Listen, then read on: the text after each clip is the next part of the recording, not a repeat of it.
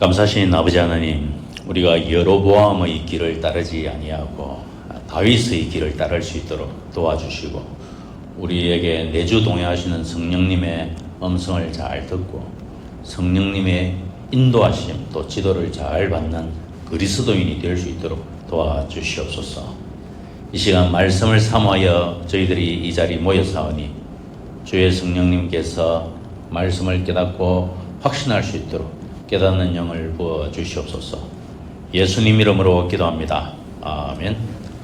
2025년 7월 20일차 미래로 교회 목장 성경 교사반입니다. 열왕기상 14장 말씀입니다. 제목은 여로보암의 죄 그리고 르호보암의 죄. 자, 2페이지. 먼저 2페이지 보시면 첫 박스에 여로보암의 아내가 아히야에게 답을 구하러 갑니다. 여로보암은 거의 악한 길로 돌아갔지만 하나님은 북왕국 첫 왕과의 관계를 아직 끝내지 않았습니다. 여로보암의 아들 아비야가 병들자 세 번째 예언이 그에게 임합니다. 첫 번째 예언은 아비야 선지자를 통해서 네가 왕이 될 것이다. 두 번째 예언은 오늘 설교 말씀에서 들었습니다. 이 단이 쪼개질 것이다. 세 번째 예언은 오늘 네 가문이 소멸될 것이다. 오늘 세 번째로 듣게 되는 일이고요. 오늘 사건은 아들 아비야가 병들어 누웠습니다. 이 아들은 이미 백성들에게 알려져 있는 아들인 것 같습니다. 어쩌면 여로보암의 후계자로 생각을 하고 있던 그 정도의 아들로 알려져 있는 것 같고요. 일단 자녀 문제입니다. 그리고 이 자녀 문제를 여로보암은 아내에게 말하여서 저기 실로에 아비야 선지자가 있다. 가서 어떻게 알아보아라. 이렇게 지시를 하는데 이 상황이 사무엘상 1장 한나 때와 유사합니다. 그때도 장소는 실로입니다. 또 그때 제사장 엘리 제사장도 나이 많아 눈이 멀었습니다. 그리고 둘 다 자녀 문제입니다. 그 당시 사무엘상에서는 기쁜 소식을 들었죠. 하지만 오늘은 그렇지 않습니다. 아주 불행한 소식을 듣게 됩니다. 그것을 기대하고 가는지는 모르겠습니다. 자, 그리고 여로보암은 본인이 알고 있는 것이 아히야 선지자가 실로에 있다 하는 사실을 정확하게 알고 있고요. 또 하나는 2절 끝에 보면 내가 왕이 될 것이라고 예언한 사람이다 하여 여로보암은 아히야 선지자의 말씀을 그 말씀이 성취되는 것을 경험한 사람입니다. 그러므로 아히야 선지자는 하나님의 사람이라 하는 것을 여로보암은 인정하고 있는 그 선지자죠. 그리고 어디에 있다는 것도 알고, 그런데 왜 본인이 가지 않았을까요? 네, 이게 문제입니다. 본인은 아히야 선지자가 하나님의 사람이므로 거기 갔을 때 들을 말씀을 이미 알고 있는 것이죠. 당신의 우상숭배 정책, 금송아지 종교 정책은 잘못된 것이요, 돌이키시오. 돌이킬 마음이 있었다면 본인이 갔죠. 하고 말씀을 듣고 제가 회개하겠습니다 라고 말을 했을 터이니 그 아들을 보낸 것을 보아서 이 사람은 회개 의지가 없다 하는 내용입니다. 그리고 3절 중간에 이 아이에게 어떤 일이 일어날 것인지, 아히야 선지자에게 아내를 보내서 자녀 문제를 가지고 나가는 목적이 무엇입니까? 아이의 병을 고쳐주세요가 아닙니다. 이 아이의 운명이 어떻게 될 것인지 알아보려고 가는 것입니다. 이 운명이 어떻게 될까요? 이 아이가 지금 병든 것은 아비의 죄 때문이죠. 아비의 죄 때문에 하나님께서 징계를 하시는 것인데, 그것을 이 아이의 운명이 어찌 될 것인지 하고 가서 알아볼 것이 무엇이 있겠습니까? 자기의 죄 때문에 아이는 죽을 것입니다. 그래서 이 여로보암은 자신의 우상 숭배 정책을 결코 돌이키지 않겠다는 강한 의지, 그리고 이 아이의 운명을 그렇게 알아보고자 하고 아내를 통해 변장을 해가지고, 왜 변장을 하는가? 왕비가 행차를 하면 요란하게 다 알려지지요. 그래서 그렇게 일반 가난한 농가 여인처럼 보이도록 가라. 그 증거는 3절 초반에 빵 10개, 과자, 울 1병, 이 정도가 가난한 농가 여인들이 선지자에게 바치는 선물 정도입니다. 왕비가 가는 선물이라면 이 정도가 안 되겠죠. 아주 굉장했을 것입니다. 그래서 왕비가 아히야 선지자를 만나러 갔다 하는 것을 백성들이 눈치를 채지 못하도록 철저하게 숨기도록, 그러면서 자신의 금송아지 우상숭배 정책이 실추되지 않도록 감추고자 온 백성을 속이고자 하는 것이고 심지어 선지자까지도 속이고자 하는 행동입니다. 우리가 여로보암과 르호보암의 공통점을 열왕기를 통해서 알 수 있습니다. 공통점, 교만입니다. 교만이라는 것은 성품이 나쁘다 이런 말이 아니지요. 교만의 정의, 교만의 반대, 겸손의 정의 같은 맥락인데요.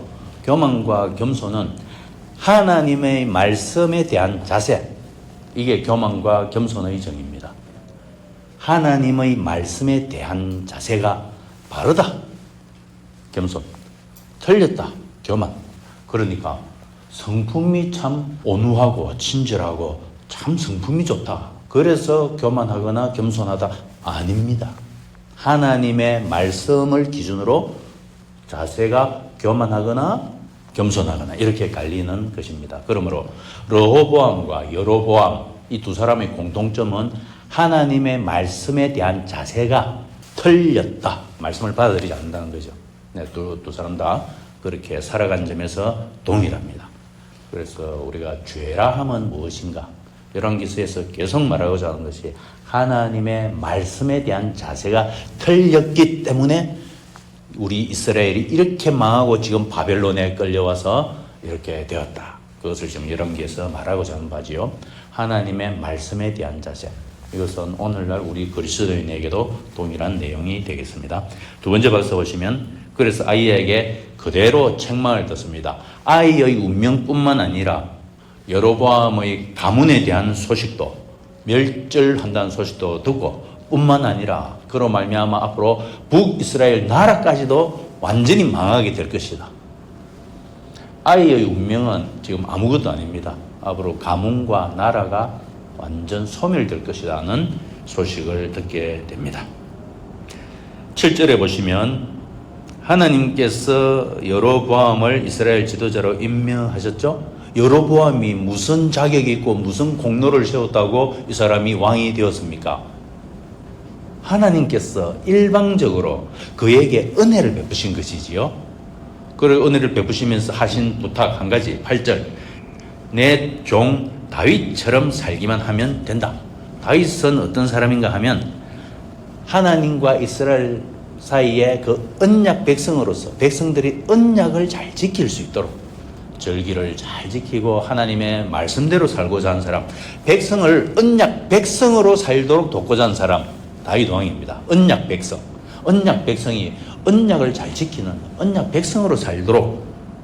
그런데 너는 언약과 정반대로 나갔다. 그렇죠. 하나님께서 여로보암에게 먼저 은혜를 베푸셨는데 9절 끝에 너는 악행과 배신으로 나를 갚았다. 배신한 사람입니다.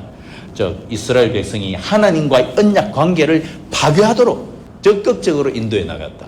언약 백성으로 살지 못하도록 하나님과의 언약을 파괴하는 쪽으로. 우상 숭배라는 것은 무슨 뜻입니까? 언약 관계를 파괴한다. 언약 관계를 파괴하는 것은 눈에 보이는 어떤 물건을 섬기든 보이지 않는 것을 섬기든 간에 내용은 같습니다. 언약 관계를 파괴하는 것, 이것이 우상 숭배입니다. 그래서 언약 관계를 파괴하도록 네가 앞장서고 네뿐만 아니라 온 백성이 네를 따라가도록 강제적으로 정책을 만들었다. 그게 우상 숭배라고 하죠. 언약 관계의 파괴. 그러므로 10절 11절에는 심판이 임했습니다. 네 가문은 멸문지하를 당할 것이다 하여 11절 끝에 나 주가 하는 말이다. 이 구절이 붙으면 이건 반드시 성취된다, 이 말씀이고요. 10절부터 여로보암 가문, 자 10절 11절 13절 14절까지 여로보암의 가문 몇 번 나올까요? 가문 하면 6번이고, 자 11절 첫 부분에 여로보암에게 속한 사람, 그러면 총 7번. 여로보암 가문은 쓰레기처럼 소멸되어 사라질 것이다. 세 번째 박스 보시면 아들은 이제 죽고 여로보암 집안은 멸망합니다. 아비야, 여로보암의 아들이 아비야입니다. 죽습니다. 르호보암의 아들 이름은 아비야입니다. 그는 왕이 됩니다. 이름이 같습니다. 두 사람의 아들이. 자, 3페이지에 보시면 그 아들은 죽습니다. 죽고 14절에 여로보암의 가문을 끊어버릴 것인데 다른 한 왕이 나와서 여로보암 아들 아비야는 죽고 그 아들 나답이 왕이 되죠. 나답은 2년 만에 죽습니다. 3대 왕 바사가 나타나가지고 여로보암 가문을 몰살을 시킵니다. 세 번째 박스 보시면 이스라엘의 징계와 아히야의 예언 성취, 그렇게 됩니다. 그래서 15절에 보면은 이제 나라도 망하게 되고 15절 끝부분에 유프라테스 강 저쪽으로 끌려갈 것이다. 앞으로 이것은 722년 아수르 때문에 끌려가는 그 상황을 말하죠. 메소포타미아 쪽으로 끌려가고 북이스라엘은 10지파는 소멸됩니다. 가서 못 돌아옵니다. 남은 2지파는 그로부터 또 150년 뒤에 바벨론으로 꼭 끌려갑니다. 그 지파는 돌아옵니다. 그래서 북이스라엘 지파는 완전 소멸될 것입니다. 15절에 그 망하는 이유를 설명하고 있죠. 아세라 목상을 만들었다. 이 아세라 목상은 그 당시에 풍요의 신이라 하고요. 그 남편 신의 이름을 바알이라고 합니다. 그래서 바알과 아세라 이렇게 하고 이것들이 많이 유입이 된 것이 솔로몬 때입니다. 솔로몬 후반기 때 많이 유입이 돼서 나라에 많이 퍼졌고, 그 다음에 16절에 보면은 여로보암은 자기도 죄를 짓고 이스라엘도 죄를 짓고 이스라엘 백성들도 죄를 짓고 그리고 이스라엘 뒤에 오는 모든 왕들도 여로보암의 우상숭배 정책을 끝까지 고수합니다. 그래서 이스라엘이 버림을 당하게 됩니다. 그 다음 박스 보시면 여로보암은 죽고 왕조가 끝이 납니다. 20절에 보면은 22해 동안 다스리고 그 아들 나답이 왕이 되고 이 사람도 올해 왕이 되어서 다음 해에 또 죽습니다. 19절에 보면은 이스라엘 왕 역대 지략에 기록되어 있다 하니 이것이 역대기 상하를 말씀하시는 것은 아닙니다. 이것은 이스라엘 역사를 기록한 궁중실록이라고 하고요. 우리나라로 말하면 조선왕조실록 같은 것이 존재를 합니다. 북이스라엘 궁중실록, 남유다 궁중실록, 그리고 솔로몬실록. 솔로몬실록은 이 앞에 11장 41절에 이미 등장을 했었죠. 이와 같은 자료들을 근거로 지금 이 기록을 써나가고 있다 이 말씀이고요. 그거를 기록하는 사람 이름은 왕실 서기관이라고 가끔 등장하죠. 서기관들이 이걸 기록합니다. 그리고 20절에 보면 여로보암이 조상들과 함께 잠들고 이러니 여로보암의 죄가 심각한데 어떻게 이렇게 평안히 잠들었는가? 그렇지 않습니다. 이 사람 고통 중에 죽었습니다. 자세한 내용은 역대하 13장 13절부터 나와 있는데요. 남쪽 왕 아비야 5년 동안 북쪽 여로보암이 이제 왕이 돼요. 그 5년간 전쟁을 합니다. 전쟁을 해서 져요. 아비야에게 지고 그 뒤로 힘을 한 번도 쓰지 못하고 벌받아서 죽었다. 이렇게 기록이 나와 있습니다. 역대하 13장 20절에 벌받아서 아주 고통 중에 죽었다. 그렇게 봅니다. 그 다음에는 르호보암 이야기입니다. 르호보암은 어떻게 되었는가? 아래 박스 보시면 르호보암은 어떻게 통치했는가? 왕위에 오른 후 어리석은 결정을 내렸던 르호보암 왕. 예루살렘에서 17년 동안 다스립니다. 했는데 21절에 보시면 엄마 이름이 기록이 되어 있습니다. 이 사람은 영향력이 있는 여자다 이 말입니다. 그런데 암몬 여자더라 하는 걸로 봐서는 안 좋은 영향력을 미쳤다. 자기 아들에게도 미치고 나라에도 미쳤다 이 말씀이죠. 41살에 왕이 되어서 17해 58살에 죽는데 그 엄마가 암몬 여자니까 암몬 여자가 가지고 온 우상 이름 밀곰, 몰렉, 특별히 신생아를 짝이어서 제물로 바치는 우상입니다. 이 여자가 엄마로서 아들에게 르호보암에게도 영향을 미치고 우상 숭배를 하면서 또 남유다에도 장렬을 하고 물론 르호보암 왕이 장렬을 했겠죠. 그렇게 했습니다. 그래서 르호보암도 엄마 영향을 많이 받았을 것이다. 그런데 이 엄마는 누가 데려왔습니까? 아빠가 데려왔죠. 솔로몬 왕. 결국 솔로몬의 열매가 됩니다. 자, 여기 보면 23절에 남유다에도 아세라 목상이 절비합니다. 산당과 돌우상, 이 돌우상이 바알입니다. 남신 바알. 이것은 돌로 만들고 아세라 목상은 나무로 만듭니다. 나무 목상을 깎았어. 그래서 산당, 바알, 아세라 이렇게 있고요. 산당은 본래 출애굽하기 이전부터 가나안에 있던 것이 산당입니다. 그래서 들어가면 다 파괴하라라고 명령했는데 다 파괴는 못했고요. 그래서 이 산당이 부정적 영향도 있지만 나중에 솔로몬이 성전을 완공할 때까지는 산당이 부분적으로 여호와를 경배하는 장소로 쓰임도 받았습니다. 그러나 성전 건축 이후에는 다 파괴를 해야 되는데 안 하고 오히려 산당이 우상 숭배의 자리로 계속 쓰임을 받고 있는 그런 장면이죠. 그리고 24절에 보면 신전, 24절에 신전, 이 신전은 아세라 신전을 말합니다. 아세라 산당, 이곳에 남창들이 있었는데 이 자들은 아세라 신의 종교 행사를 섬기는 남자 장기들입니다. 그런데 이들이 남쪽 유다 왕국에 버젓이 존재를 하고 있었다는 걸 볼 때 남쪽 유다 왕국도 영적 타락이 극심했구나, 이것을 알 수가 있죠. 엄마가 르호보암 왕에게 어릴 때부터 잘 못 가르쳤겠죠. 그래서 잠언서에 그런 말씀이 있습니다. 아이에게 마땅히 행할 길을 아이에게 어려서부터 가르쳐라. 그러면 그가 늙어서도 그 길을 떠나지 아니할 것이다. 잠언서 22장에 있습니다. 어쨌든 저희들도 틈틈이 마땅히 행할 길을 아이에게 신앙을 가르쳐야 되겠다, 그런 생각을 하고요. 자, 4페이지에 보시면 르호보암이 징계를 받습니다.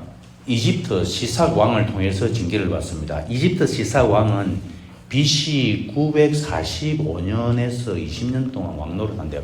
BC 945년은 솔로몬 왕이 살아있을 때입니다. 솔로몬 왕은 930년. 그러니까 15년 뒤에 솔로몬 왕이 죽는데, 이 시삭 왕이 이때 무슨 일을 했는가? 저 앞에 보면은 11장 40절에 여로보암이 도망을 쳐서 이집트로 애굽 왕 밑에 있을 때 그 애굽 왕이 이 시삭 왕입니다. 애굽 왕 밑에 있다가 15년 뒤에 솔로몬 왕이 죽죠. 죽고 나서 여로보암이 뜨기 시작하는데 그때 계속 시삭 왕입니다. 그러니까 솔로몬 왕하고는 시삭 왕은 사이가 나쁘지 않았습니다. 그런데 죽고 나서 르호보암이 왕이 되고, 그 다음에 북쪽에 여로보암이 왕이 되고, 이렇게 진행되다가 5년 뒤에 25절에 보면은 르호보암이 왕이 된 지 5년 뒤에 이집트 왕 시삭이 예루살렘을 치러 와서 26절에 금, 은, 보물 싹 다 들고 내려갔습니다. 150개 성읍을 점령하는데 그 중에 120개가 남유다 왕국에 있을 정도로 남유다 왕국에 대한 하나님의 징계였다, 이렇게 말합니다. 그래서 27절에 금방패 대신 놋방패를 만들어서 28절에 성전으로 들어갈 때 놋방패 들고 가서 경호하다가 다시 가져오곤 하였다, 이랬는데 르호보암 왕은 28절에 주님의 성전으로 들어가고 나오고 하는 이 행사를 국가 공식 행사로 계속 진행을 했는데 이것이 시삭 왕을 통한 징계 이후에 변화된 모습입니다. 성전을 찾는 모습. 르호보암 왕이 하나님의 징계임을 깨닫고 성전을 찾고 들어가고 나오고 하는 국가 공식 행사를 하게 됐습니다. 그런데 이게 얼마까지는 못했다고 합니다. 잠깐 일시적으로 회개를 하였다. 이 내용이 어디 있는가 하면 역대하 12장에 나옵니다. 시삭왕이 이렇게 치러 왔을 때 선지자 스마야가 나타나서 이것은 하나님께서 치시는 징계요 했을 때 르호보암 왕과 지도자들이 인정하고 회개를 했다고 나와 있습니다. 그래서 나온 자세가 28절에 놋방패를 들고 성전을 찾아가고 들어오고 나가고 하는 그런 모습이죠.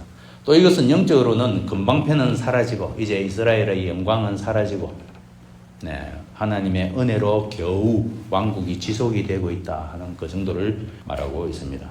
마지막 박스에 보면 르호보암은 죽고 그 아들 아비야가 왕이 되는데 31절에 또 그 어머니 나아만은 암몬 여자였다. 이게 또 기록되어 있습니다. 이 여자의 영향력이 아주 안 좋을 것이다. 안 좋다는 것을 지금 암시하고 있죠.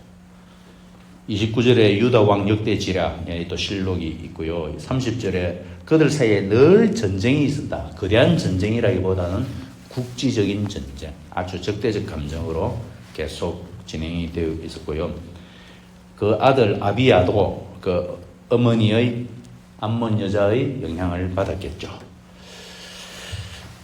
아내를 잘 만나야 되겠습니다. 잠언서 31장 30절. 고운 것도 거짓되고 아름다운 것도 헛되나 오직 여호와를 경외하는 여자는 칭찬을 받을 것이다. 그 여호와를 경외하는 여자는 가문도 세우고 나라도 세울 것이다. 그 반대쪽에 있는 여자는 가문도 소멸하고 나라도 망칠 것이다. 예언을 보시죠. 열왕기상 14장은 북이스라엘과 남유다 두 왕국의 왕 여로보암과 르호보암의 타락한 통치와 그에 대한 하나님의 심판을 순차적으로 보여준다. 북이스라엘의 여로보암은 하나님의 은혜로 10지파를 받아 왕이 되었음에도 백성을 정치적으로 붙잡기 위해 금송아지를 세우고 우상을 숭배하며 하나님께 등을 돌렸다. 그 죄악에도 불구하고 하나님은 회개할 기회를 주셨으나 여로보암은 끝내 돌이키지 않았고 결국 아히야 선지자를 통해 왕조의 멸망과 아들의 죽음을 선고받았다. 그의 죄는 개인에게만 머물지 않고 가문과 나라 전체를 멸하게 하는 무서운 결과를 초래했다. 한편 남유다의 르호보암 역시 다르지 않았다. 르호보암은 유다를 다스리며 산당과 아세라 목상을 세우고 온 백성이 이방의 가정한 풍속을 따라 행하게 하여 나라 전체를 죄악에 빠뜨렸다. 그 결과 유다는 이집트의 시삭 왕에게 침략을 당했고 솔로몬 시대의 금방패들을 빼앗기고 성전과 궁궐의 보물들이 약탈당하는 치욕을 겪었다. 나눔. 먼저 은혜의 기회를 무시한 여로보암. 여로보암은 이미 하나님께서 다윗처럼만 하면 왕조를 견고히 세우겠다고 하셨지만 끝까지 돌이키지 않았다. 은혜를 헛되이 하는 삶이 얼마나 무서운 결과를 낳는지 보여준다. 두 번째, 죄의 영향력은 가정과 나라를 무너뜨린다. 여로보암의 죄는 아들까지 죽음에 이르게 했고 르호보암의 죄는 유다 전체를 가정한 우상숭배로 이끌었다. 한 사람의 불신앙이 공동체를 망가뜨릴 수 있음을 기억해야 한다. 기억합시다. 세 번째, 심판조차 회개의 기회가 된다. 여로보암과 르호보암 모두 심판을 받고서도 돌이켰다는 기록이 없다. 그가 완전히 하나님 편으로 돌이켰다는 기록은 없습니다. 심판이 임할 때라도 돌이키면 자비를 베푸시는 하나님을 신뢰합시다. 네, 그래서 요엘서에 2장 13절 말씀이 있습니다. 옷을 찢지 말고 마음을 찢으라. 아담스 바이블 같이 읽겠습니다. 시작. 주님께서는 이스라엘을 쳐서 물가의 갈대가 흔들리듯이 흔들리게 하실 것이며 그들이 아세라 목상을 만들어서 주님의 분노를 샀으므로 조상들에게 주신 이 좋은 땅에서부터 이스라엘을 뿌리째 뽑아내어서 유프라테스 강 저쪽으로 흩으실 것입니다. 기도문. 하나님 아버지, 여로보암과 르호보암의 길을 거울 삼아 저를 살피게 하소서.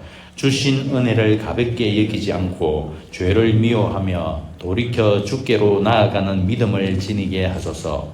심판조차 은혜의 기회로 붙들도록 도와주옵소서. 예수님의 이름으로 기도드립니다. 아멘.